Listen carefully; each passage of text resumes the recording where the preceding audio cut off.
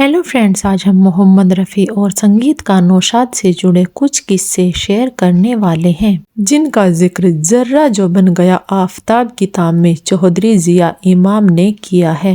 दोस्तों, किताब में लिखा गया है, जब मोहम्मद रफ़ी लाहौर से मुंबई पहुंचे तो वह लखनऊ नौशाद साहब के वालिद के पास गए और उन्होंने नौशाद के वालिद से एक खत लिया जो नौशाद के लिए था और उन्होंने उस खत को जाकर नौशाद साहब को दिया। और उन्हीं दिनों नौशाद साहब फिल्म आपके लिए संगीत तैयार कर रहे थे और इसके बाद नौशाद साहब ने फिल्म शाहजहां में मोहम्मद रफ़ी को के सहगल के साथ गाने का मौका दिया और साथ ही अनमोल घड़ी में भी उन्हें गीत गाने का मौका दिया। नौशाद ने मोहम्मद रफ़ी की आवाज़ को लेकर कहा था, मोहम्मद रफ़ी साहब की रेंज को कोई पहचान नहीं पाया था। उनकी आवाज़ कितनी ऊंची जा सकती है और कितनी नीचे जा सकती है, इस पर किसी ने ध्यान ही नहीं दिया। और इसी रेंज का इस्तेमाल नौशाद साहब ने फिल्म बेजुबावरा के गीतों में किया है। दोस्तों, साल 1952 में आई फिल्म बेजुबावरा के गीत नौशाद साहब तलत महमूद से रिकॉर्ड कराना चाहते थे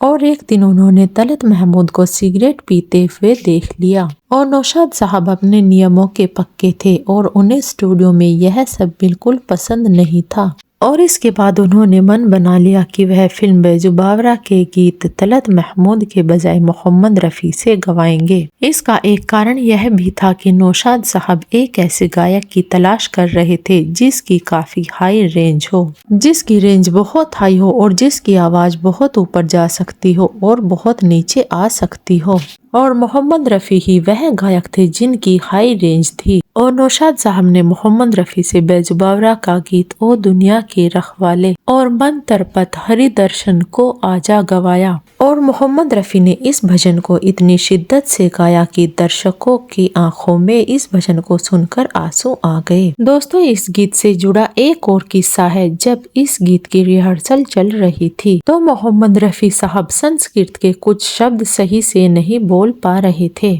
बताया जाता है तब नौशाद साहब ने मोहम्मद रफ़ी के शब्दों का उच्चारण सही करने के लिए बनारस से संस्कृत के पंडितों को बुलवाया था, जिसके बाद बनारस से आए पंडितों ने संस्कृत के शब्दों का सही उच्चारण करने में मदद की थी और इसके बाद ही नौशाद साहब ने इस गीत की रिकॉर्डिंग की थी। कहा जाता है जब मोहम्मद रफ़ी साहब विदेशों में शो के लिए जाते थे तो उनसे हिंदुस्तानी भजन सुनाने की फरमाइश की जाती थी। नौशाद साहब ने एक किस्से का जिक्र करते हुए बताया था, एक दिन मोहम्मद रफ़ी साहब उनके पास आए और कहने लगे, मैं अमेरिका जा रहा हूँ। और उन्होंने नौशाद साहब से पूछा कि मैं अमेरिका से ऐसी क्या चीज लाऊं जो गरीबों के काम आ सके। नौशाद साहब बताते हैं, तो मैंने उनसे कहा डायलिसिस की मशीन ले आइए, बहुत से लोगों को किडनी में तकलीफ होती है लेकिन फीस ज्यादा होने की वजह से उनका इलाज नहीं हो पाता है, इसलिए वहां से मशीन लाकर किसी अस्पताल में दान कर दीजिए।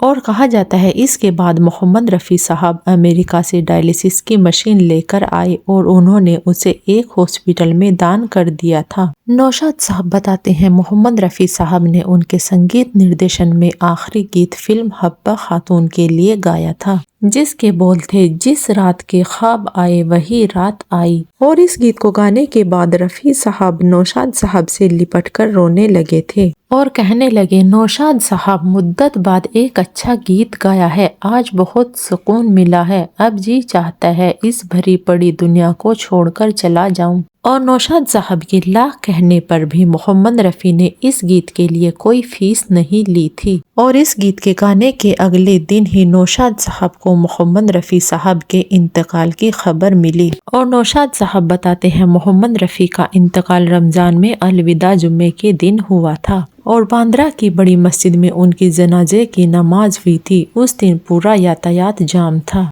और हर धर्म के लोग उनके जनाजे में शामिल हुए थे। वह बताते हैं, कब्रिस्तान की दीवारों पर शीशे लगे थे, फिर भी लोग उस पर चढ़ गए जिनसे उनके हाथों से खून बह रहा था, लेकिन फिर भी लोग उसकी परवाह किए बगैर ही उस दीवार पर चढ़ चढ़कर अंदर फांद रहे थे, जिससे कि वह मोहम्मद रफ़ी साहब को आखिरी बार देख सके।